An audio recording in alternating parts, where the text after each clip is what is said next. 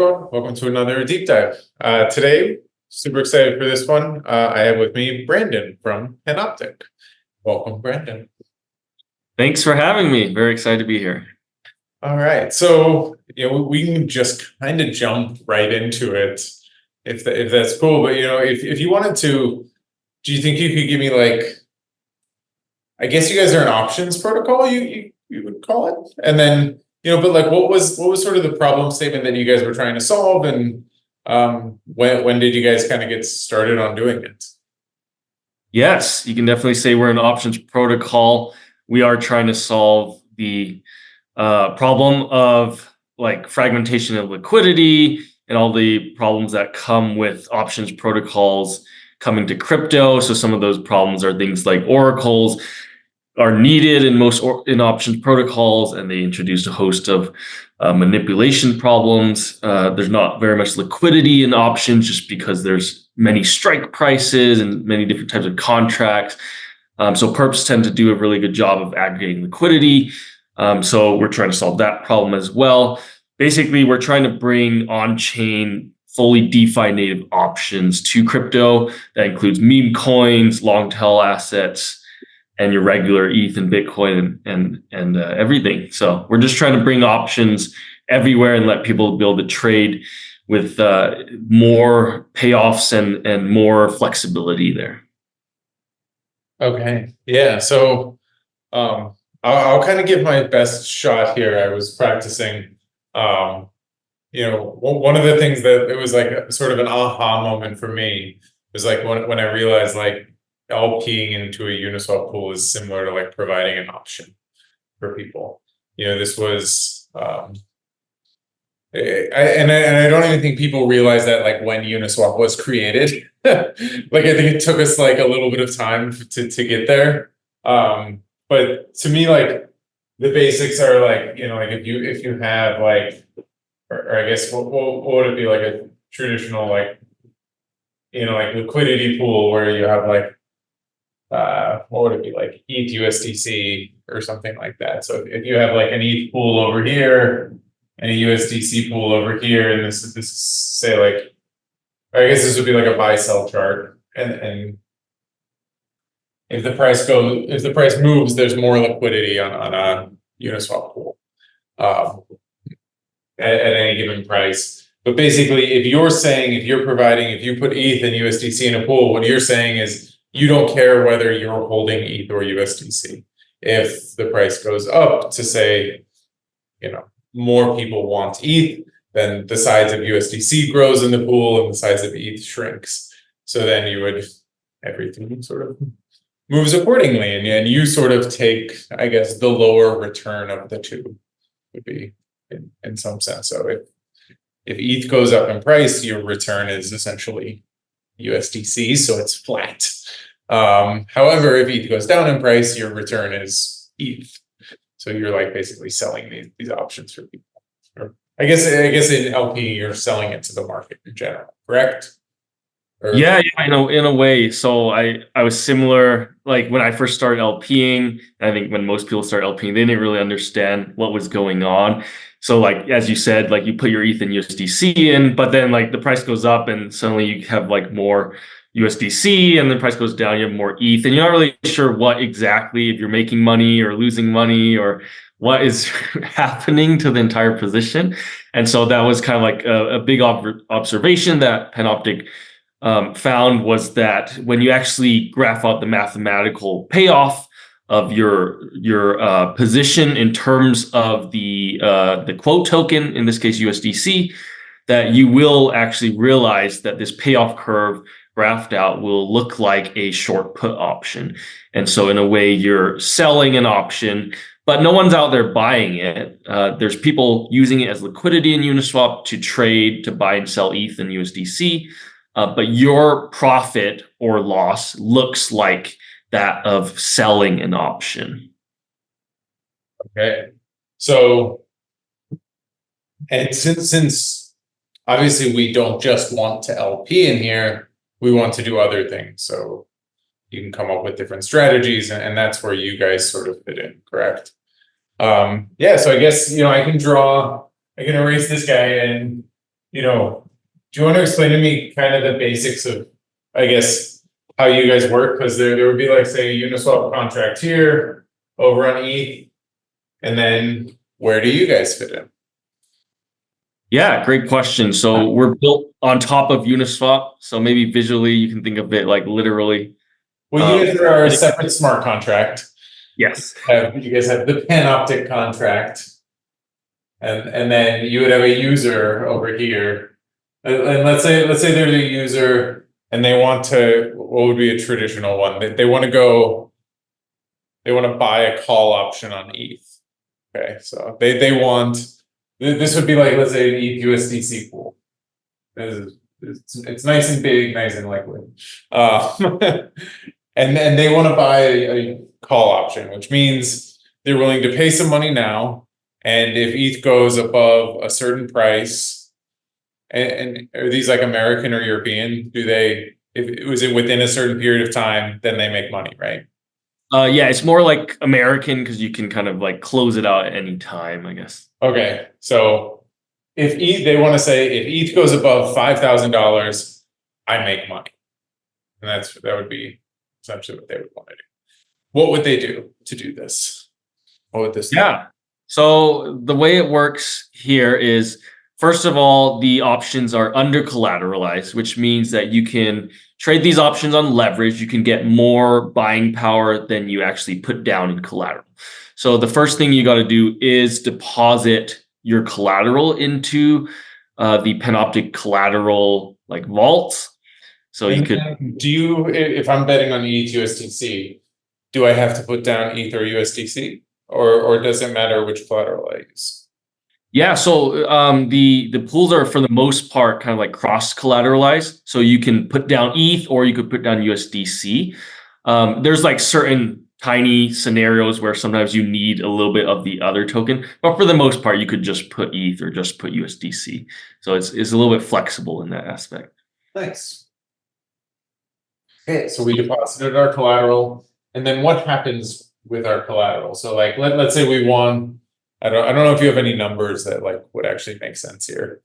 Yeah, I mean, like if you put down, let's say, $100 in USDC or something, Right. that lets you trade. Normally, you'd be able to trade up to 10 times as much. So you would be able to do like $1,000 worth of a call option on ETH. And why is that 10x? So it's a little bit like arbitrary as far as protocol choices. We could have chosen a higher leverage or a lower leverage. Of course, the more leverage in the system, there's a little bit more risk there. The less leverage in the system, then there's less risk. But 10x is kind of this Reg T margining used in TradFi, where they have these kind of standard, if your account is like at this level, this is how much leverage you get. As you put more money into your account and you take more classes and stuff on your brokerage, you get maybe some more higher leverage. And so there's this kind of this baseline amount of 10x that we've chosen to implement as this balance between safety, but also like giving people higher exposure to that they might want. So you would be able to trade, so it would then 10x your money, and then you would be able to trade over here, correct? So would it actually work by, it gives you $1,000 that's within this contract, or is it just based on how we manipulate the ranges over in Uniswap? Yeah, it's actually more based on how you manipulate the ranges in the Uniswap pool, because the way, so when you purchase the call option, what's going on under the hood here is you're actually going to borrow money in that Uniswap pool. So you're going to borrow an LP token in the Uniswap pool, and you're going to destroy it, like burn it into its two assets, like ETH and USDC. And that money is going to go back into the Panoptic pool. Borrow LP, and this one goes back into here? Yes, exactly. Okay, okay, now what? So just a little comment here about why we're doing this because it might not make sense. LP and options. You explained a little bit about in the beginning when you LP on Uniswap, it's like selling an option. So here we don't want to sell an option, we want to buy an option. And so we do the opposite move. So instead of LPing into Uniswap, we're going to remove the LP token from Uniswap and we're going to put it back into Panoptic. And so you can think of it almost as like if an LP token gives you a short option payoff, short meaning you sold the option, then to do the opposite, you would have to short that position. So if you short an LP token, you now are going long an option. So it's like shorting a short position will give you the opposite, which is like a long. So it's like a double negative almost. Well, I mean, so like the way, and the way Uniswap v3 works, which is what this is on, is like you can supply liquidity at specific ranges, correct? Yeah. So you would be like, if this is like, say, the price of ETH, or I guess it would be like different, but you know, like you would have like, you could say, okay, if the current ETH price is $2,000, you could provide a whole bunch of liquidity right here. You know, so like that way, if you're just providing a whole bunch of liquidity right here, that means it's essentially similar to like leveraging up your capital versus the original LP position. Because now if it moves basically a tiny bit down, you're gonna lose all of your capital, right? And that's kind of where you guys are playing at here. So would it be the LP you're borrowing? Does that LP position have to do with where in the range you're going? Yeah, so this is actually interesting question. So you can choose when you buy the call option, you can kind of choose where you want to buy that call option. So there is kind of this concept of a duality between LP positions and options that I think is easiest. Like if you understand this duality, then you'll understand kind of what's going on in Panoptic. So although we think of like concentrated liquidity in Uniswap v3 as like kind of leveraging up your effective liquidity because you're concentrating it in this price range, in Panoptic, the leverage here, we actually think of it more as like a time scale. And so if you dually think about it as instead of leverage, you're thinking of it as like this is a very short-term position because it's only going to stay in range for a small amount of time, right? The more narrow I do my position in Uniswap, the less time that it's likely the price will remain in range. And then when it goes out of range, as you mentioned, then you know maybe you're all one asset or the other, and you might have a loss or gain. So we kind of think of like the width of your position as almost like the days to expiry of your option. So people like to trade these 0 days to expiry options, like these really degen plays where the earning call is coming in like a few hours, and you want to maybe just like be able to maybe pay a few dollars to get, you know, maybe $100 potentially, but typically you just lose your money type thing. So, but these 0 day DTE options are kind of like equivalent to this dual, like in this dual picture of LP equals options, is it kind of equivalent to like a very narrow position. So if you wanted to buy a call option that expires very quickly, like expires, it doesn't actually expire in Panoptic, but if it's like almost like it expires very quickly, you would buy this very narrow position. But if you wanted to buy a longer term option, you could borrow a wider LP position. Right. So like here, like if the price is currently 2,000, what you would do if you wanted like 100x leverage on your 100 USDCs, you could buy a position that's say like 1% down and 1% up of the $2,000, right? So like, or would that math work out? Or like, anyway, it would be super narrow here. So like this would be the liquidity position. And basically if the price moves up at all of that liquidity is going to be drained. Or if it moves down at all the liquidity is going to be drained. So it's essentially like almost like a binary option in that if it moves up or down, you're going to gain or lose a whole bunch of money, right? Oh, almost, yeah. So it's not quite So like I know the 100x leverage thing, you're thinking in terms of like the capital efficiency in Uniswap provided, but actually in this case in Panoptic, you'd still just get the 10x leverage. You Okay. wouldn't get the 100x leverage. So where I was heading with that duality is more like it's more like you're buying a very soon to expiring option, like a zero Oh, okay. DP option, but you're still just getting the 10x leverage on in terms of your profit and loss. And so like typically I think when we see like these options graphs, we always see as like this kind of straight line and diagonal line.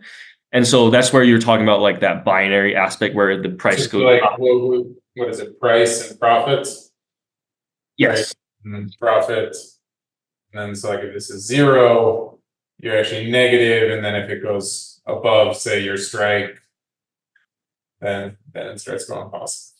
Yeah, exactly. So there's your call option that It's maybe called- people are familiar with this graph, but this graph is actually only the call option right before expiry, like literally 1 second before. But this is always what you see. But this is what we always see, yeah. But actually, if you look at the call option payoff like a few days before expiry, it's actually a little bit more curvy.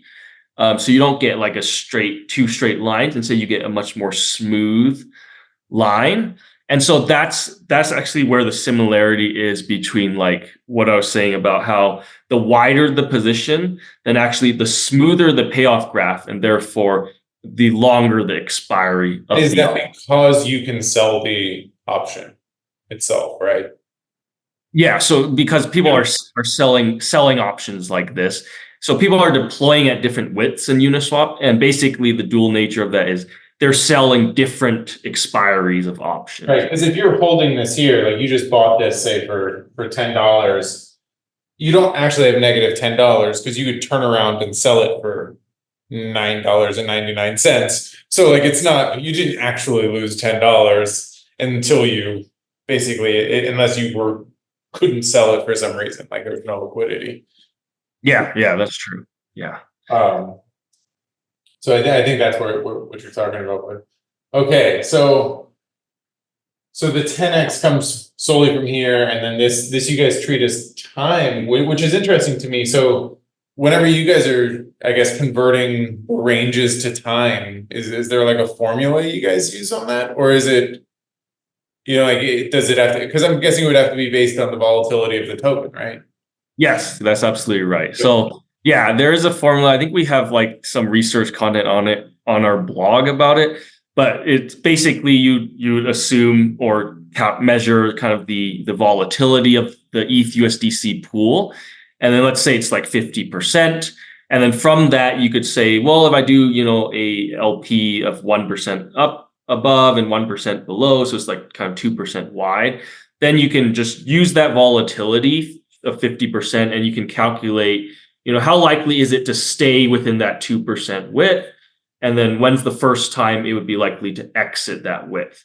And then so when you use that formula to kind of estimate when the first time the price will actually leave that width, then you can say, oh, that might take 2 days, for example, and then you could be like, okay, that's kind of like a 2-day expiry option. Okay, yeah, and then so I guess back to the chart, you guys borrow the LP token here, lock it into your Panoptic pool, and then you split it into, I guess, the long side and the short side in order to do call option or put option, correct? Yeah, almost. So Almost. basically, if every time you borrow the LP token, it's actually just buying a put option. So if you wanted to buy a call option, we will actually combine kind of like shorting or longing the underlying asset in order to create a payoff, like almost like a synthetic payoff curve that looks like a call option. So I'm not sure if you're familiar with put call parity, but basically if you combine a put option with buying the underlying asset, what you'll get is a call option. Actually. Right. So I guess where do you do that? So then you would do that just by buying the underlying asset on the pool, or Yeah, exactly. So it's like kind of their collateral, which one they supply, and then it gets maybe swapped in the Uniswap pool for what's needed. So then it would look like, so if it's a call, what do you do there? So if it's just a put, then all you would do is borrow the LP token, right? Yeah. If put, borrow LP, and then if you do a call, then you would borrow the LP and short the underlying asset, triangle along, or Yeah, so if you maybe draw the payoff curve for like a put option, okay. and then we can figure out like what you'd need to get a call option. All right, so you would a put option. So we're buying the put option? Yeah. Okay. Okay, so it would kind of be backwards, right? Exactly. Yes. So then now we need to graph something that will, when you sum it all up, you'll get a call option. So I think if you draw like, if you buy the underlying asset, it's just like this. Oh, an asset. So then what we would want is you want something like this, I guess yeah. So the desired one is here in red, where it's like that. So I guess you would want, just shift this over a little bit, and then you would have the asset, correct? Exactly. Yeah. So basically, Uniswap works with put options naturally, but it's pretty easy to kind of like transform them into call options as needed. You just have to buy or short the underlying asset. Yeah. Which happens under the hood for Panoptic. And this is all just happening under the hood, and then assuming you hold this thing until expiry, and then I guess if it hits, does it automatically make you the profit, or you have to go in and call it? Yeah, so you do have to go in and kind of like close your position out. There's technically no expiry, so the options are technically perpetual, similar to how your LP positions are perpetual, and you could wait for it to come back in range, so that you don't suffer any impermanent loss, that kind of thing. So it's the same dual perspective when you're buying options. You could just wait. You could hold it for a long time, basically forever if you wanted. And there would be no rule where it would have to expire within a few days or anything like that. It was more just like a kind of like a metric, like when I was talking about the time to expiry. It's more like a estimated time to expiry. So if you did want to close out your position, you would basically just like on the app, right? You just hit close. But what's going on in the chart is then the funds that were being held on the Panoptic contract, they would then go back into the Uniswap pool, and they would deploy it back as the same LP token that Uniswap LP provider had. And so they wouldn't even know that, like anyone was borrowing their token, because they're just going to get their LP token back. Yep. And so I guess what you need, and where do you borrow the LP token from? Is that your guys' contract, or is that on some other contract? Yeah, also through our contract. So we can't just go out and like right now you might have some positions on Uniswap. Like Panoptic can't just arbitrarily go out and let someone borrow your position.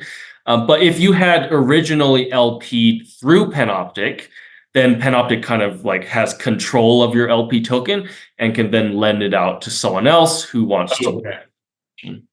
Yeah, I didn't know if you were relying on like an Aave pool or something like that to do the LPing, because is most of the borrowing of the LP token done from people who LP through Panoptic? Yeah, exactly. So it all has to be within Panoptic. Okay. Which is kind of one like thing we'd like to bootstrap, because that means no one can borrow LP tokens from Panoptic if no one has LP'd in through Panoptic in the first place. And so Panoptic kind of relies on people LPing through it first before people can then go around buying call and put options. Can you just deposit the LP token into Panoptic? Can you say like, I already have a Uniswap token, and then that's all you do is just you give Panoptic your LP token for some yield, I'm guessing? Oh, it's a little more complicated than that. Okay. But we're building actually like a migrator button. So there's like 3 steps. It does actually have to burn your position and then deposit collateral into Panoptic and then redeploy the position for you into Uniswap, but through Panoptic. So that's like the most we could condense it down to. But from a UI perspective, it's kind of an easy way to transfer all your LP tokens at once through Panoptic. Nice. Yeah, I mean, I guess like what would be, I guess the downside to doing it through Panoptic, like I know like with Uni V3, like a lot of it's turning more and more into like TradFi order book land with MEV.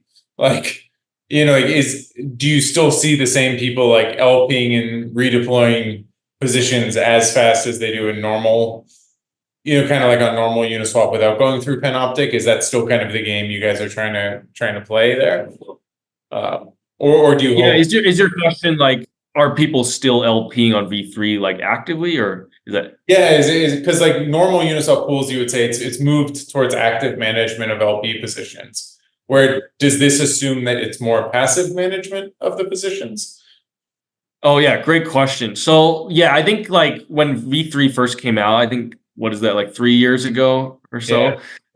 People were kind of interested to try it out, and then they realized like it was pretty difficult because of that active management component where they could go out of range, and then they would stop making like fees.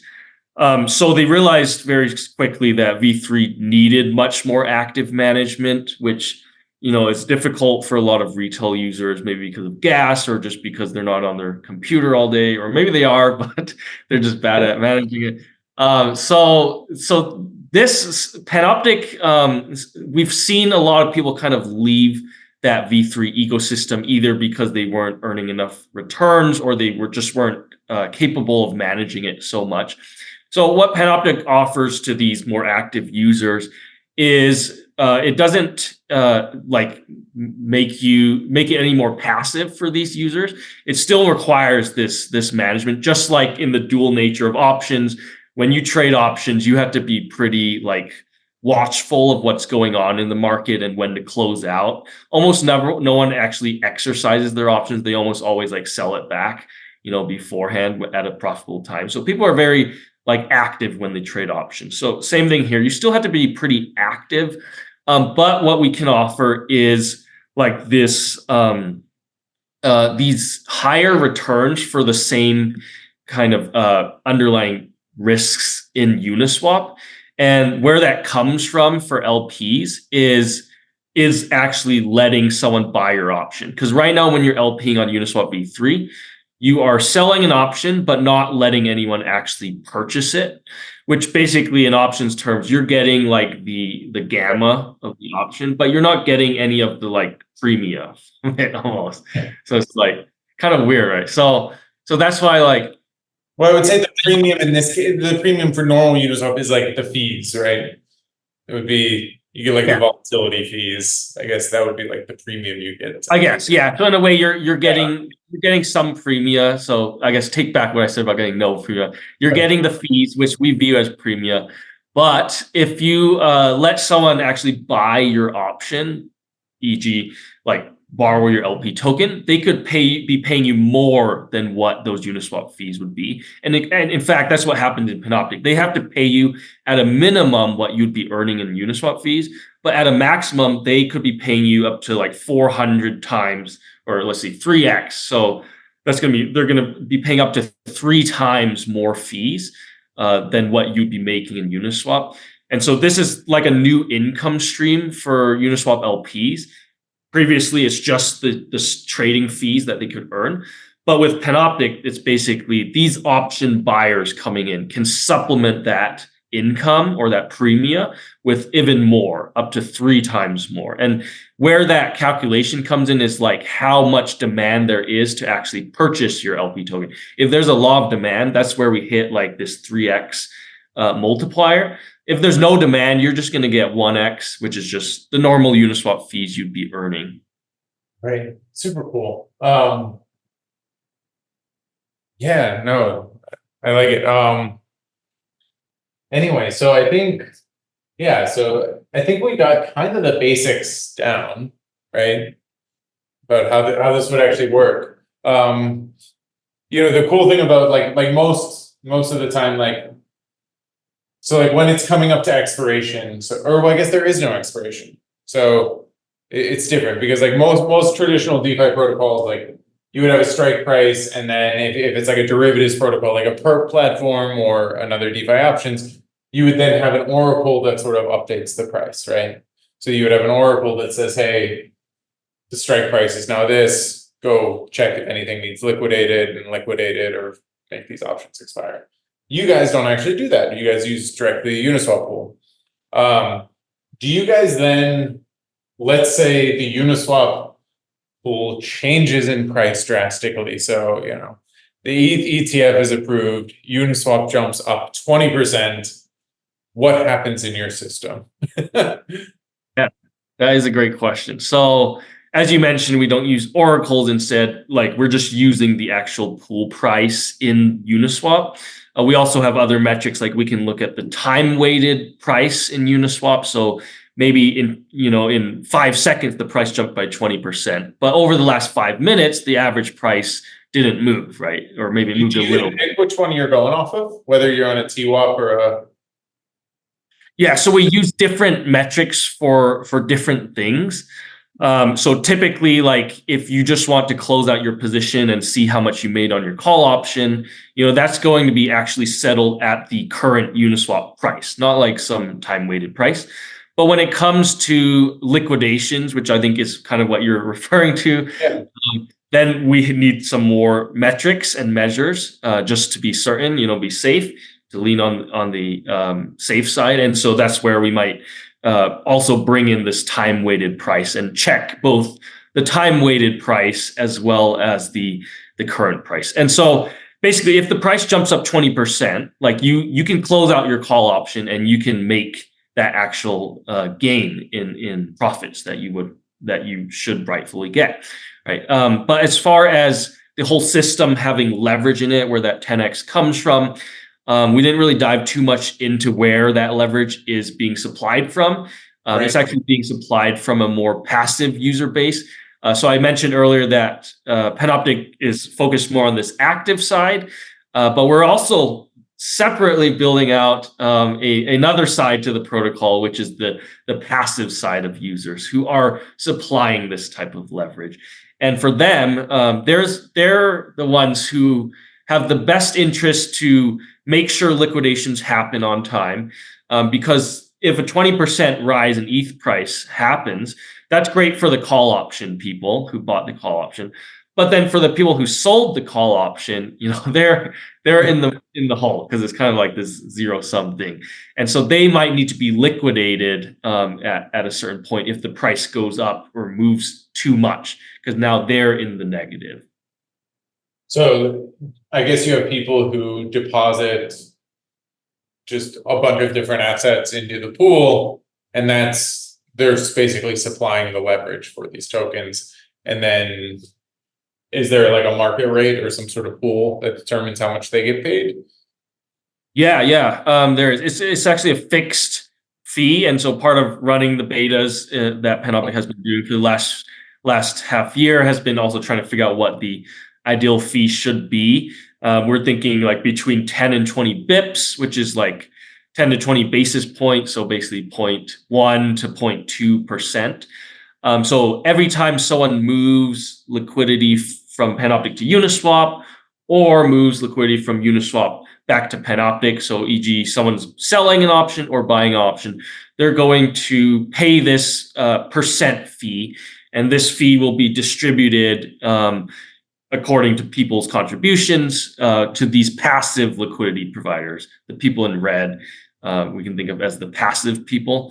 And so they're going to be earning something, probably, we can't guarantee anything, obviously, but like this is more of a lending mechanism. So something similar to a lending borrowing rate at DeFi, but maybe a little bit higher than that, because there's some extra risk here with the liquidations going on. So like 500%, that's DeFi standards, right? +1, 5. So yeah, so that's kind of what where that yield is coming from is this fixed fee that people are paying when they open a position in Panoptic. When you close a position on Panoptic, you actually don't pay this fee again. And the reason being, we wanted to make the incentives like a lot of times in traditional options when you're trading, you sometimes are hesitant to close because you have to pay another commission fee for every time you do something. So here we want to minimize that impact on decision making. So it's just when people open an option that they're going to pay this fee, and then that goes to the passive users. Yeah. So I mean, like in the manipulation case, like the current price is 2,000. I have this open call option here, with this, say, a strike price of 3K. I feel super confident that we're going to get above it.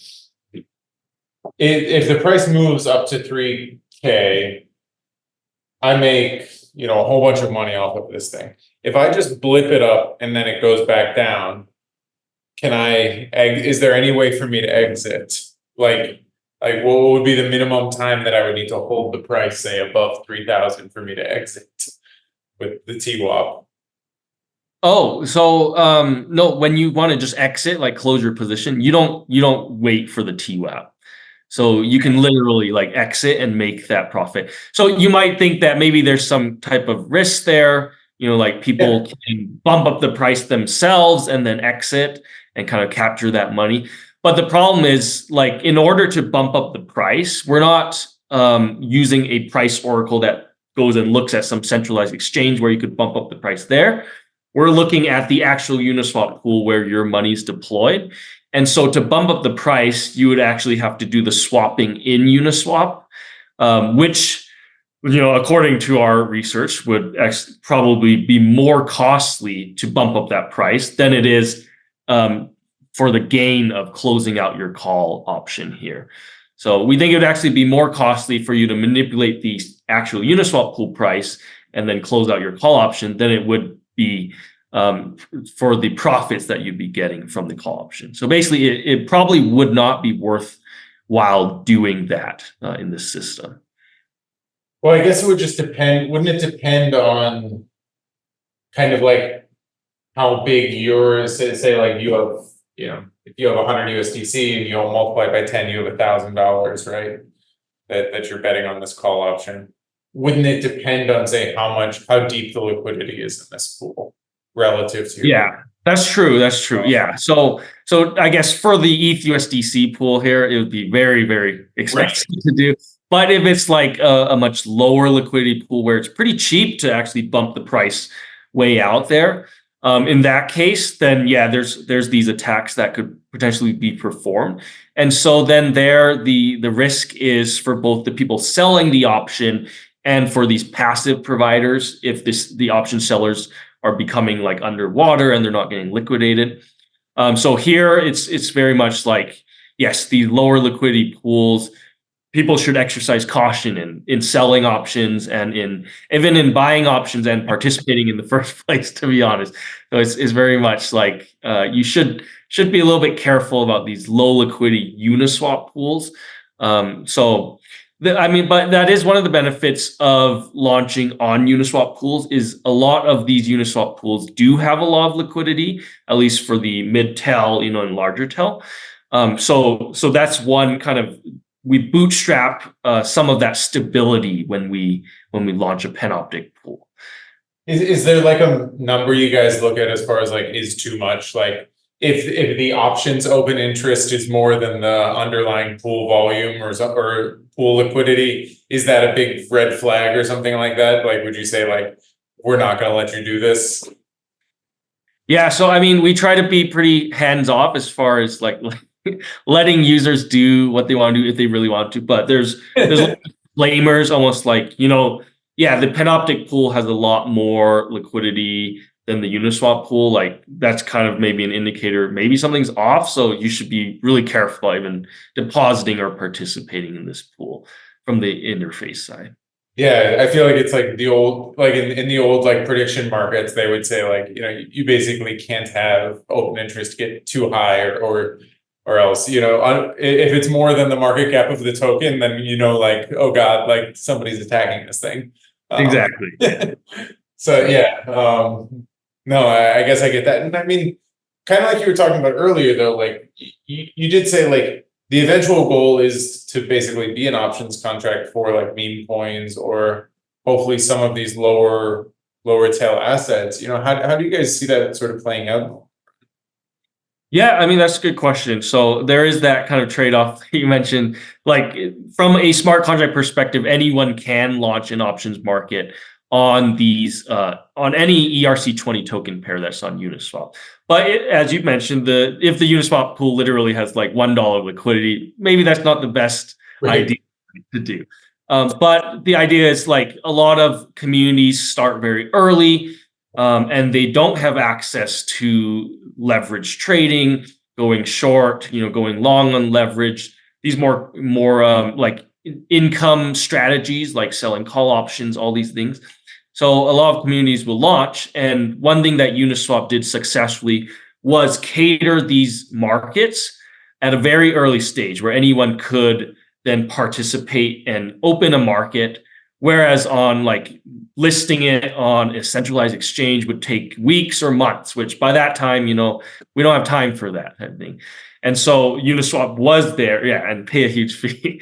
So Uniswap was there, and it allowed people to be able to bootstrap and start off from the get-go. And so at Panoptic, we're building this type of infrastructure as well in a very permissionless, decentralized manner, similar to the Uniswap factory contract. There's a Panoptic factory contract where anyone can then go in and create the Uniswap pool if it's not created, and then create the Panoptic pool if it's not created. And now you have both spot and options. And with options, you also have perps, by the way.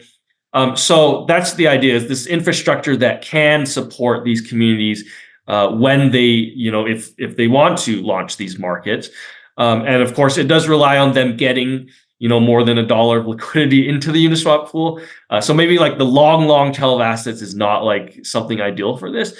But as these communities launch, and then with it, you'll be surprised like how fast these protocols can get liquidity. Like I see millions on Pump.fun, right when they launch, within a couple of days. And so that's kind of the idea, is to be able to offer this instantaneous listing process in a permissionless manner to anyone basically out there with an ERC20 token. For sure. Cool. So yeah, so I mean, when do you guys use the TWAP, I guess is the question. For liquidations and another concept called forced exercise. So liquidations, first of all, is, there's these option sellers, for example, and the price jumps way up, and now they're in the negative because they're deeply in the money, which is bad for option sellers if you're deeply in the money. So option sellers have to deposit, they get 5x leverage, so they have to deposit at least 20% of collateral for their position.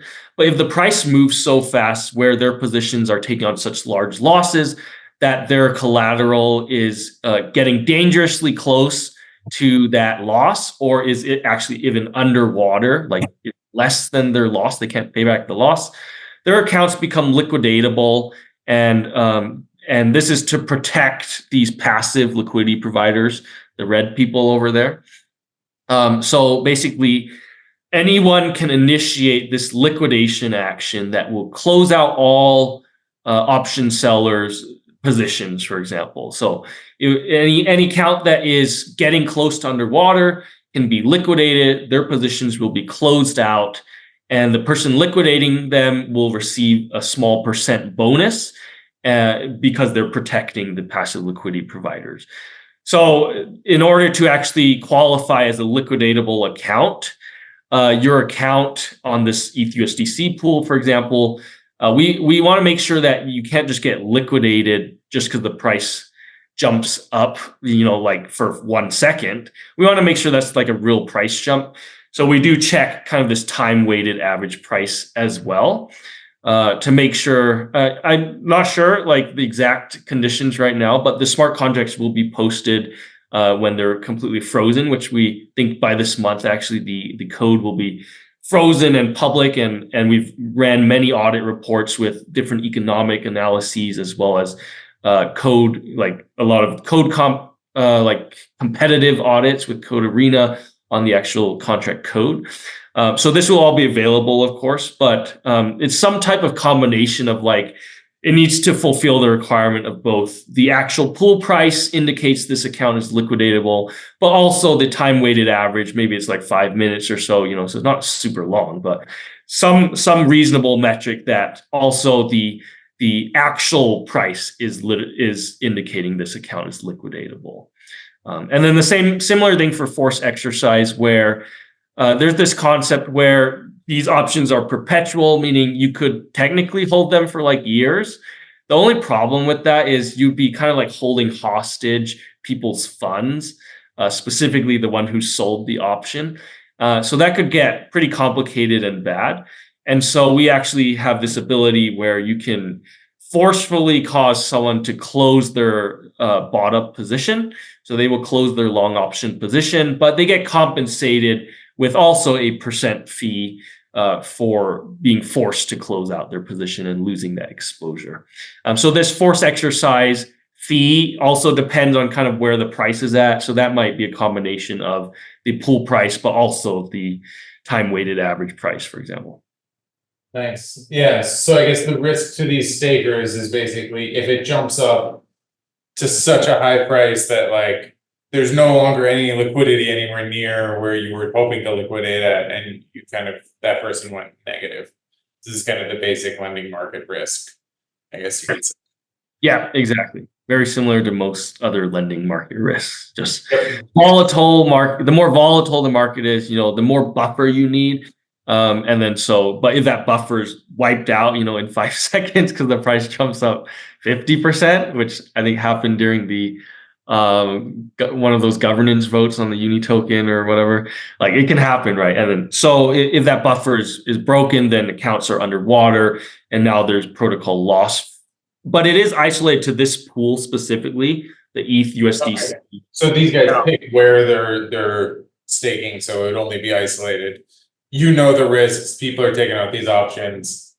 This is, yeah, exactly. So as the red person, you should kind of think like, you should consider the risks of the pool you're passively providing liquidity. And so the ETH USDC pool is much less volatile. There's a lot more liquidity. It's way less likely to jump 50% for like a fake reason, right? Like for manipulating the price reason. Whereas some new coin that just launched, with very little Uniswap liquidity, I would be pretty cautious about participating in. But you'd kind of be, it would be like 10% is like your limit for most, because that, right? Because if you're 10x leveraging everyone, 10x movements in the price of the options would really mess you up, right? That's a bit different. So that's actually why option sellers are required to post more collateral than option buyers. So for buyers, they have 10x, but for sellers, they have 5x, which translates to 20% collateral. So actually 20% moves plus is where you're starting to see a little bit more danger in the system. Yeah. For buyers, it's a little bit different because when the price moves way crazy, they're actually either like profiting a ton, so they're not underwater because their call options now in the money, they're happy, right? Or if the price goes against their call option, then at least they're kind of capped in this. That's one of the benefits of the options, right? Is that they kind of limit this downside risk. And so you might buy a call option because if the price drops 20%, you only lose your like a little bit of the gamma on the curve. So you would lose much less than 20%, basically. That's why from like even though buyers have 10x leverage, it's not like a 10% move. It would be something much greater than a 10% move that would be like kind of endangering the system. But there is actually one other kind of attack vector here, because buyers on Panoptic pay the Uniswap fees, and the Uniswap fees accumulate when the price moves like a lot, right? So when you're LPing, you want the price to move a lot and then come back. Well, wiggle a lot. You don't want it to move, you want it to wiggle. Right, wiggle in range almost. So if your range is this, you want it to like bounce off the Yes. range and come back type thing. So that is actually another case where if someone wants to charge a buyer a lot of Streamia, they might try to wiggle the price a lot. And that's very expensive to do in the ETH USDC pool because you're paying a ton, like you're paying what, like on the 30 bips pool, you're paying 30 bips every time you wiggle it, which is way more than maybe the Streamia that these buyers are paying now.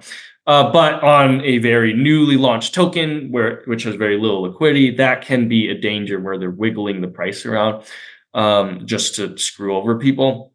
So that's one place where buyers could potentially be endangering the passive liquidity providers in the system and going underwater. So you do also have to be careful as a buyer in these very low liquidity Uniswap pools. This is what I was also wondering, like, if let's say it's like ETH USDC, and then on a centralized exchange the price jumps. I wonder if you would see like almost like these guys running MEV bots to do a forced exit on the position. You know, like I want to force you guys out so I'm not going to go underwater here. Or you know, like rather do a forced exit versus a liquidation. Like would there be any risk there? Or so yeah, I think basically what we'd want actually for the system is because the ETH USDC price could genuinely move, 10%.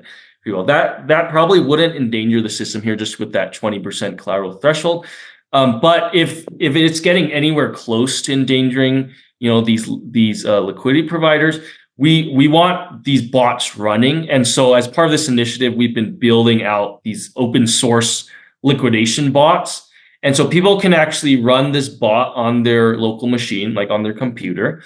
And it can always be searching, so it's always looking, every block is looking, is this person liquidatable or not? If not, check again. And it's literally just a head, like watching over your shoulder. Big Brother's watch. No, it's like watching to protect the system, these guardians. And the bots will automatically actually liquidate any option seller or option buyer who is approaching this dangerous spot. And so there is actually a big buffer between where you're liquidatable and when you're actually underwater. So that buffer also gives it some time as well. Well, the risk is that it jumps because like unlike like a normal Uniswap pool, like or V2 Uniswap pool where it's a curve, like in Uniswap V3, like you could just see like all of this liquidity disappear, right? And like it could literally just like move and you're like, oh shit, like like that's like the bigger risk in my mind. Like if they just update a position and it's like you didn't even get to move along the path, it just like flips. And that would exactly. If there's like missing liquidity on certain ticks, the price could actually jump over those ticks like really fast. And that is like a danger with V3. So similar to V3, they also assume that people are going to move their liquidity too, which of course many users in DeFi are slow. They're not going to move it. But we do believe there are sophisticated actors because why though? It's because they can make a lot of money by actually moving. Maybe they're deploying these strategies through something like Arrakis or something, but people will move their liquidity. Even if there are people who are delayed and don't move their liquidity, there's always people kind of moving along, at least for these bigger pools. So that's why these more majors and blue chip pools like ETH USDC, even if the price moves 10%, I suspect you would see the liquidity also moving along with it to kind of pad that price movement. Otherwise, in a very low liquidity inactive pool, like if the price jumps 10%, it might actually jump like 30% if there's no liquidity at those ticks, right? Yeah. No, I mean, I know we're coming up on time-ish, but I would love, I guess, what have I missed in the system? Like, do you guys have a governance token over top of this, and what does that do, if there is one? Good question. So this protocol actually runs completely on its own. As we kind of explained, there was no token mentioned in this, and so by design, the entire system kind of works autonomously. So at least for this V1 version of Panoptic, because this is the version we've been building out for the last few years and trying to launch, we do want it to be very governance minimized, where it can be launched and permissionlessly automatically run on its own as infrastructure. We're really trying to be that base layer of DeFi native options that people can then use and build upon and have a fully on-chain version to integrate into their systems, whether that's to hedge or to help manage their LP tokens or build out some more complicated, cool stuff that we don't even know about yet. So that's why we want to actually minimize the governance and the decisions, where the factory contracts are kind of like frozen. And now when you launch a pool, like no one can stop you from actually launching that pool on its own. Cool. Yeah, and then I just had two kind of more generic questions. You can answer if you have any ideas. Like what would be, how do you guys sort of, I know one of the big topics right now in DeFi is like the explosion of all of these different chains. And kind of there's a lot of like liquidity fragmentation, you call it. Like how do you see sort of Panoptic playing out on that? Like if you have ETH USDC pools on 10 different chains, or do you guys see it more sort of everything trading on one chain, or is there sort of a plan to move to different chains in that sense? Yeah, that's a great question. And it's something we're still actively looking into as part of our launch strategy. But there is one big difference between our option protocol and other derivatives protocols. So that is, we're built to be DeFi native, like integrated through Uniswap, whereas a lot of perps or option protocols are using, maybe something like Black-Scholes and off-chain Oracle pricing, and they would benefit a lot from kind of like these order book style options, or just this quicker, speedier transaction times and stuff. And so they tend to either build on their own roll up or on an L2, for example. So that is one benefit of Panoptic, where it's built natively to integrate with Uniswap. So kind of like Uniswap did away with order books and did this new thing called AMMs that kind of work on its own and kind of work with the slow, like the latency and everything of Ethereum mainnet. So similar thing, and that's that Panoptic can launch on Ethereum mainnet, whereas you don't see as many derivatives protocols launching on Ethereum mainnet. And so a lot of the liquidity and the Uniswap activity is primarily on Ethereum mainnet. So that is our target to launch on Ethereum mainnet. So that'll be the first chain that we launch on. And we also capture / bootstrap a lot of that stability that comes with Ethereum mainnet, because a lot of those Uniswap pools on mainnet are extremely liquid and have a lot of TVL and trading fees going through, being routed there. But of course, as the system expands and now you get Uniswap pools launching on other L2s, as well as other EVM compatible chains, and they kind of provide this ability for people to interact with Uniswap at lower gas fees too, because these L2s are cheaper to interact with. And so we see ourselves also going to these L2s. As far as the fragmentation going, that's something we're looking into as far as the research there. But at the minimum, we can launch on Ethereum mainnet, where there is a lot of liquidity and kind of this missing presence of derivatives protocols. Super cool. Yeah, no, I mean, I love that about you guys, like in the sense that you guys are pushing the oracleless piece, which is super cool. And then also you basically steal liquidity from the current Uniswap. You don't need people in to deposit only to your pool. Like you can sort of bootstrap what's already there, which is nice. Yeah, and the cool thing is it's not really even like siphoning it away from these pools.